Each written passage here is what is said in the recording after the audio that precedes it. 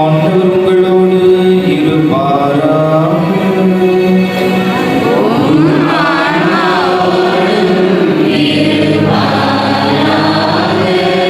லூக்கா எழுதிய தூய நற்செய்தியிலிருந்து வாசகம்.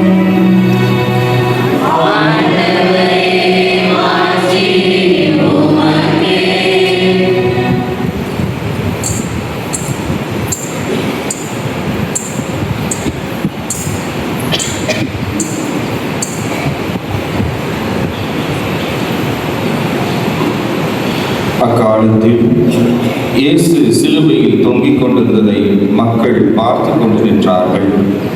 ஆட்சியாளர்கள், பிறரை விடுவித்தான், இவன் கடவுளின் மெசியாவும் தேர்ந்தெடுக்கப்பட்டவனுமானால் தன்னையே விடுவித்துக் கொள்ளட்டும் என்று கேலி செய்தார்கள். படை வீரர் அவரிடம் வந்து புளித்த திராட்சை ரசத்தை கொடுத்து, நீ யூதர்களின் அரசனானால் உன்னையே காப்பாற்றிக் கொள் என்று எள்ளி நகையாடினான். இவன் யூதரின் அரசன் என்று அவரது சிலுவையில் மேல் எழுதி வைக்கப்பட்டிருந்தது.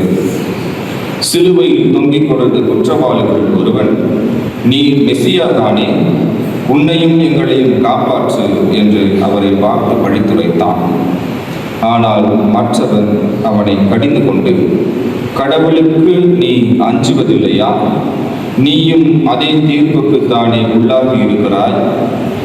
நாம் தண்டிக்கப்படுவது முறையே, நம் செயல்களுக்கேற்ற தண்டனையை நாம் பெறுகிறோம்.